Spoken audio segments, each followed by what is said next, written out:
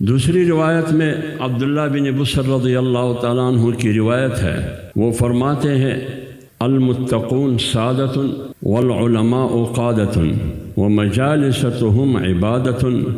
بل ذلك زیادت۔ متقین زمین پر نیکوکار لوگ یہ معاشرے اور قوموں کے سردار ہیں، اور علماء کرام العلماء قادت، اصل قیادت رہنمائی اور رہبری قوموں کی یہ علماء کی ذمہ داری ہے، علماء اس کے مستحق ہیں۔ مجالستهم عبادت، علماء کے مجلس میں بیٹھنا یہ عبادت ہے، بلکہ عبادت سے بھی زیادہ افضل ہے۔ تو لہٰذا سخاوت میں بھی تیسرا درجہ علماء کرام کا ہے، اور قیادت بھی اس روایت کے مطابق علماء کی ذمہ داری ہے، اور وراثت بھی جناب رسول اللہ صلی اللہ علیہ وسلم نے علماء کے حوالے کیا ہے۔ العلماء ورثۃ الانبیاء، نبی کے جانشین گدنشین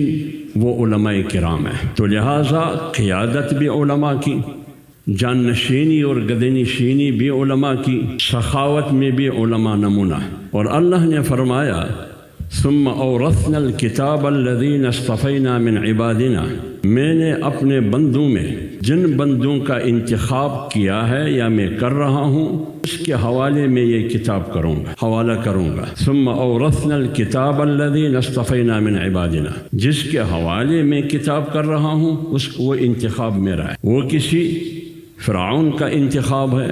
نہ کسی نمرود کا انتخاب ہے، نہ قیصر اور کسریٰ کا انتخاب ہے، نہ کسی طاقتور کا انتخاب ہے، نہ کسی سرمایہ دار اور جاگیردار کا انتخاب ہے، نہ زمین کی خداؤں کا انتخاب ہے، بلکہ وہ انتخاب اللہ کا ہے۔